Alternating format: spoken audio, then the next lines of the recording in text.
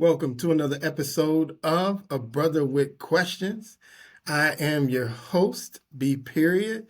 Thank you for joining in again, man. We're coming off one of our highs, man. One of our highest rated views, highest view videos. Can't even talk today. But yeah, man. So shout out to y'all, man. Shout out to y'all. Shout out to the algorithms for helping a brother out this time. But check it out. It is called A Brother with Questions. You'll find us on YouTube, TikTok, Facebook, Instagram, Twitter. Please go like and subscribe to the channel. Like and subscribe to our social media. We appreciate it. Every little bit helps. Let's get to today's topic. So if you follow the news, I live in Florida, and so I get to hear a lot about what's going on in Florida. And trust me, it's not as bad as they say it is on the news. I love my state. I'm not going nowhere. I'll be here to the day I die. I vacation a whole bunch of different places, but I'm always going to live right here in the good old state of Florida. But down in or up from me in what's called Flagler County, they just had an incident with some black students. So if you go Google the story, Flagler County, the name of the school is called Bunnell Elementary. I believe is how you say that, Bunnell Elementary. So it was decided that because black students at the school, based on some of the stats that I saw, I would have to estimate that approximately 60% or a little bit more than that of their students are scoring level 1s and 2s. And so someone came up with the idea that let's pull all these black kids. We're talking, in this situation, they pulled 4th and 5th graders, pull all the black kids in 4th and 5th grade and bring them into an assembly. Again, of those 4th and 5th graders, according to the stats that I've read, approximately 60% of them are 1s and 2s. The other 30-something percent are 3s or better. But they pulled them all in the same assembly. It would seem the point of the assembly, they actually created a 5-point plan. Let me just go through this 5-point plan. So it talks about the goals and objectives for the 23-24 school year for these particular 4th and 5th graders. It looks like, according to the PowerPoint, there were 3 teachers involved. I also know from reading that it seems like at least 2 of these teachers were black, and potentially one of them might have been white. Then it talks about the problem. So the problem they identify is that AA, which I can only assume stands for African Americans, have underperformed on standardized tests for the past 3 years. It says we only have 32% of our students who are 3 or higher in math and reading or English. They say we are supposed to be at least 41%. So then they tell the students a solution. It says that each student is going to commit to at least being a 3 or higher on all their standardized tests. Each student is going to concentrate on passing all their curriculum classes with at least a C or 75 or better. Each student is going to commit to maintaining high iReady scores. And then the challenge that they put out to the kids, they call it the FAST challenge, because in the state of Florida, that's what we call our state test now. And so they monitor that state test based on 3 parameters, what they call a PM1, a PM2, and 3, based on the different 4 9 weeks in a year.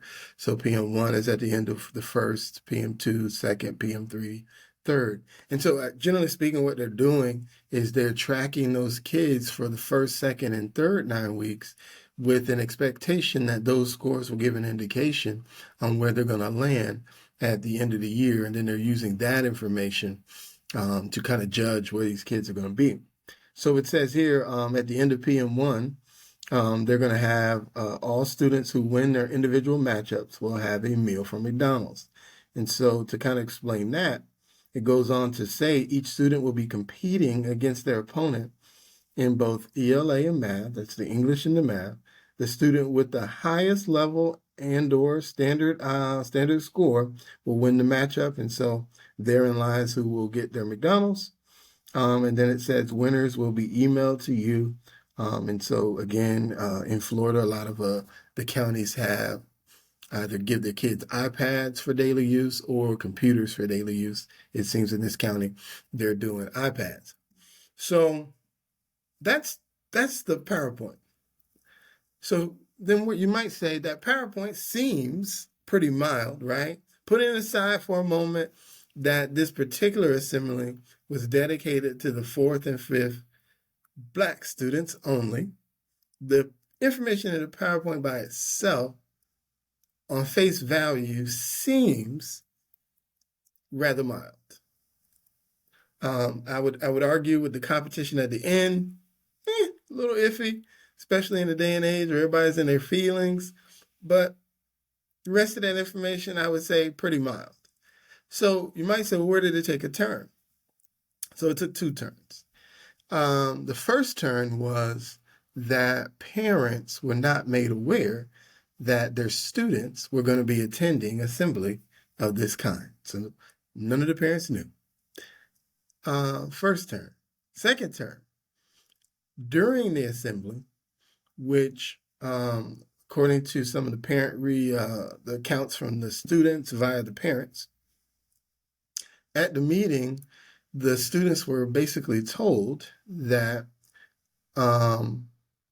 if they weren't able to improve their scores, there was possibility that they might end up at jail at some point because they, basically couldn't, had trouble reading and doing math.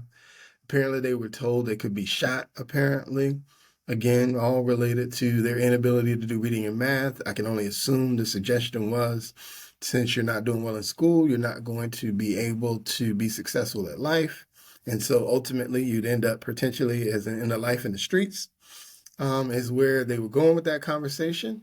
At some point, the 30% of the kids who had threes or better, apparently they were at some point trotted onto the stage as a way to, quote unquote, encourage the other kids to say, see, these guys are just like you.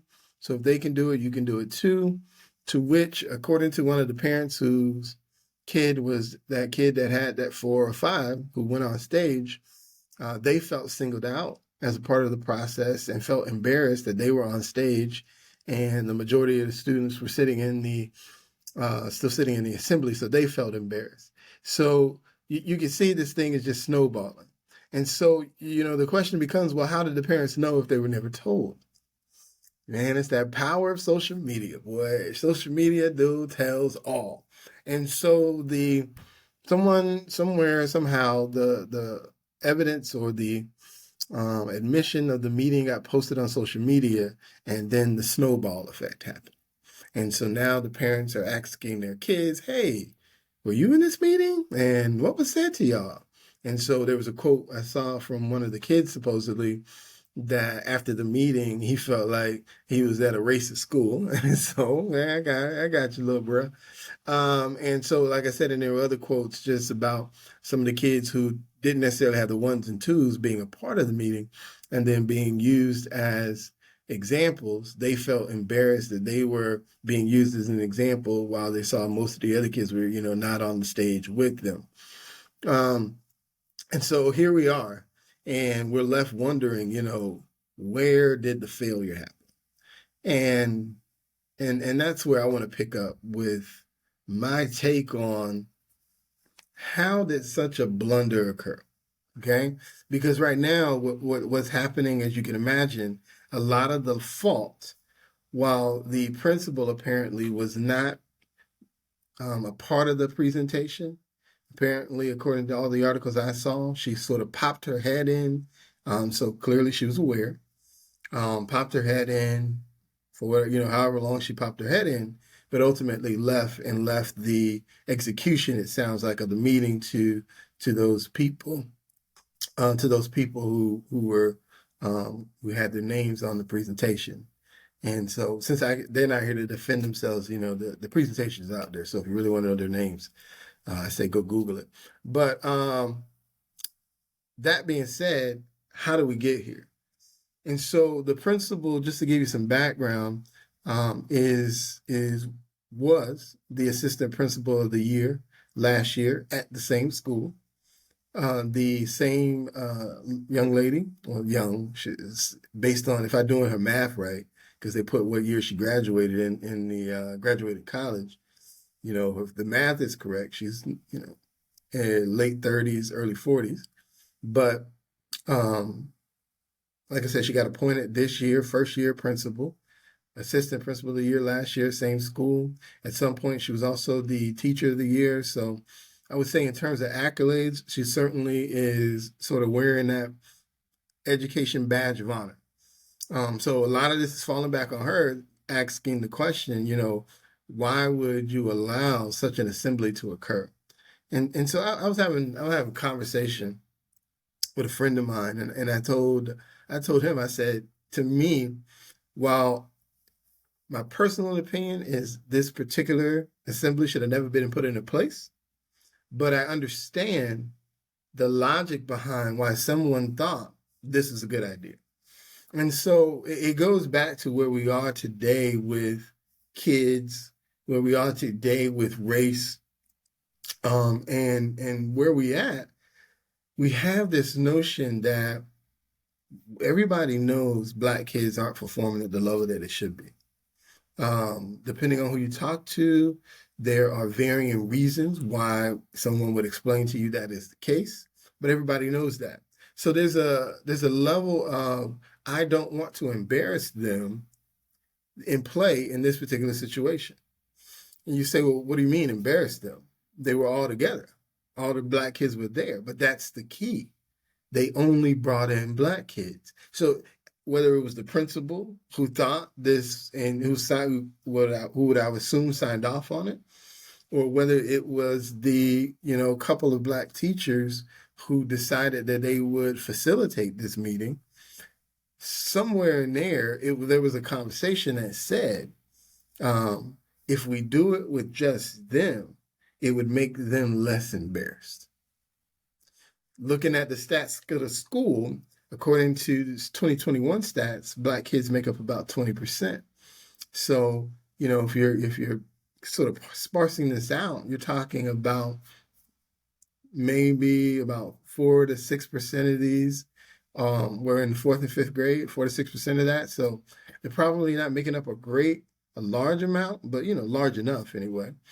And so, you know, by, again, taking them out, just themselves, now they don't feel as embarrassed about being or having this conversation with these teachers. That was somebody's I know for a fact, I can imagine, I can hear that conversation now, especially in today's climate, right? Because they don't want to embarrass them in front of their white counterparts who, again, I don't know what those stats are, but I assume someone would say, or at least assume, that their stats are 60-30. And so maybe their stats are 50-50, or maybe they're 60, you know, whatever. They're probably not 60-30. So that was the first thought that somebody probably had to go, okay, well, maybe I can kind of see that point. Second point I saw is the conversation. And so I'm going to assume in the conversation about how not having great scores and that leading to essentially a life in the streets, I'd imagine that was probably attributed to one of those Black ladies that were a part of the assembly. And I say that because the conversation that they had is not necessarily a conversation that individually Black adults have with young children who they feel like are going down the right path. I think it's a conversation that happens, you know, often. And so in their mind, by putting them all in that room together, you know, and having that conversation, they felt comfortable, for whatever reason, giving that broad statement, that broad conversation to all of them collectively, even though, as they acknowledge, right, because 32% of them have 3 or better, that conversation wasn't for everybody. You know, it reminded me of a Dave Chappelle skit. And so Dave Chappelle did a skit, right, called when he had Keeping It Real. In the skit, it was called When Keeping It Real Goes Wrong.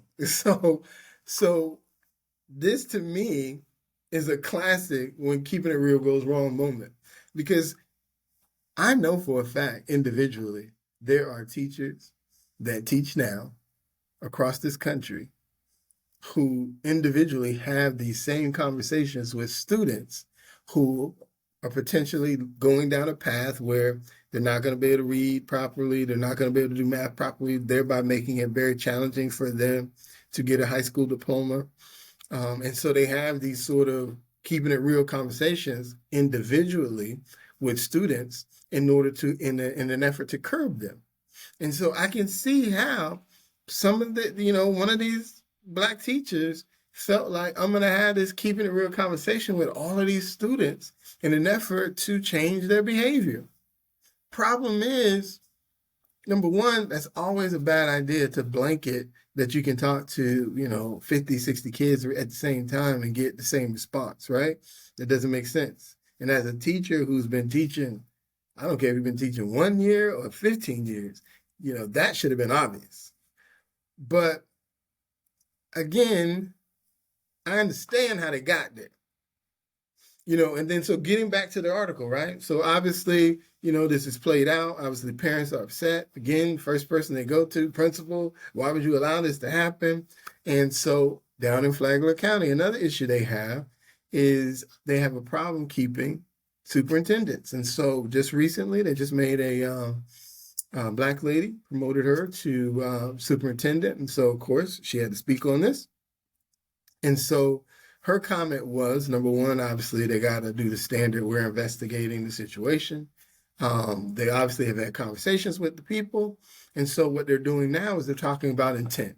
And so they're stressing the idea that whatever you think of what they did, it was never their intent to single out these kids or make them feel embarrassed. They were only trying to motivate them.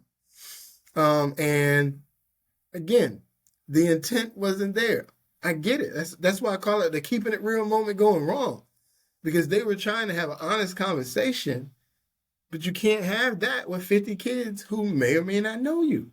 You have honest conversations with people you have relationships with.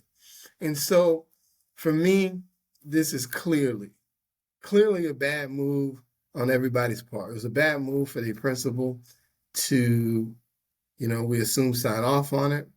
Again, I know that gets tricky because these are probably relationships that she's already developed with people. And so there was probably a level of trust on her part to go, I know how these people think. I know what their intentions are. I don't think they're going to say anything too crazy that's going to get us in trouble. And so perhaps she signed off on it and went, y'all got it. I trust y'all to do what was right. Because again, I could even imagine the conversation they had with her. Listen, let us talk to them. We understand how to connect to them better than some of these other teachers. And so if we can talk to them, I think we can come up with a plan to motivate them and go from there. And then as the principal, she might have been like, you know what, I do trust y'all. Y'all done it, yeah, boom, boom, boom, boom. And then here we are. So the situation from how did this happen, it makes perfect sense to me how it happened. Clearly, it was poor judgment on everybody's part. These keeping it real conversations, I don't disagree with the conversation.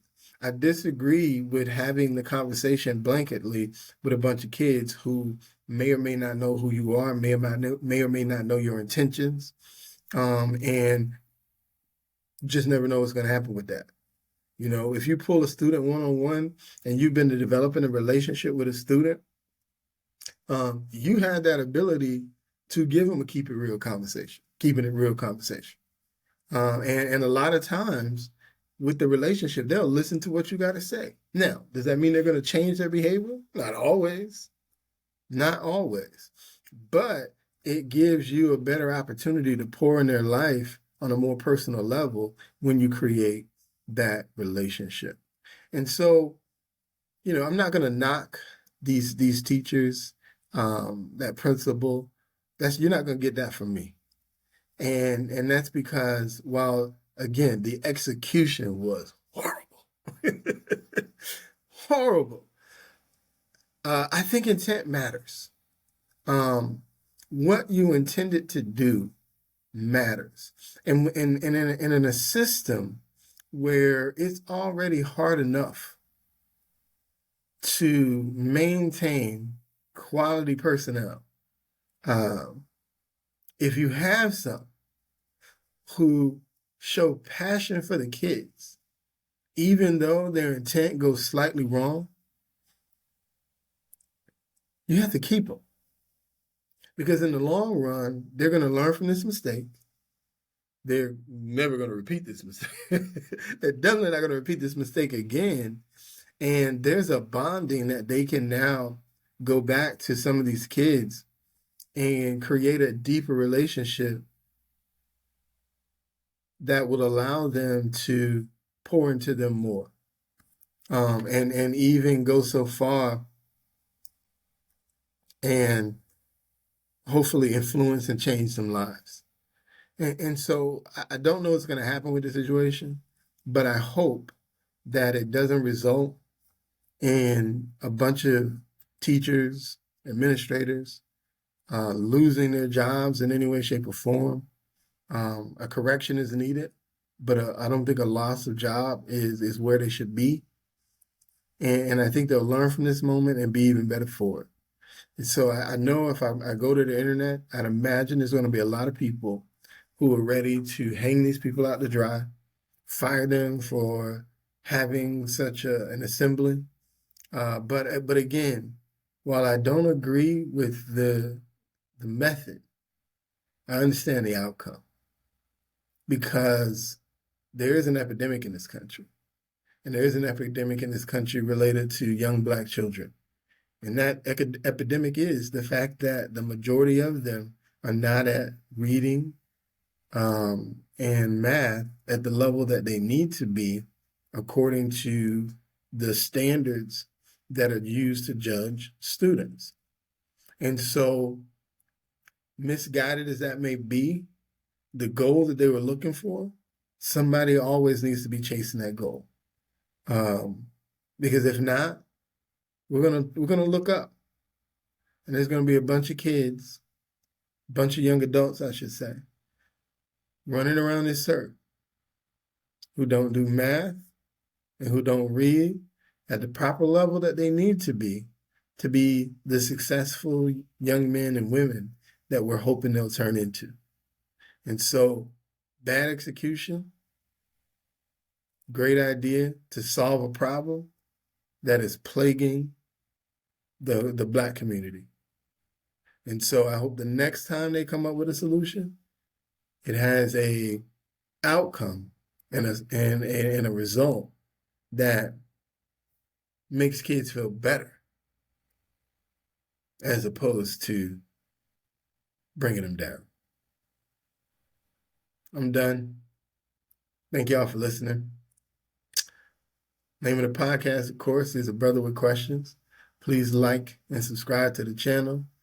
I'm your host, B. I'm out, man.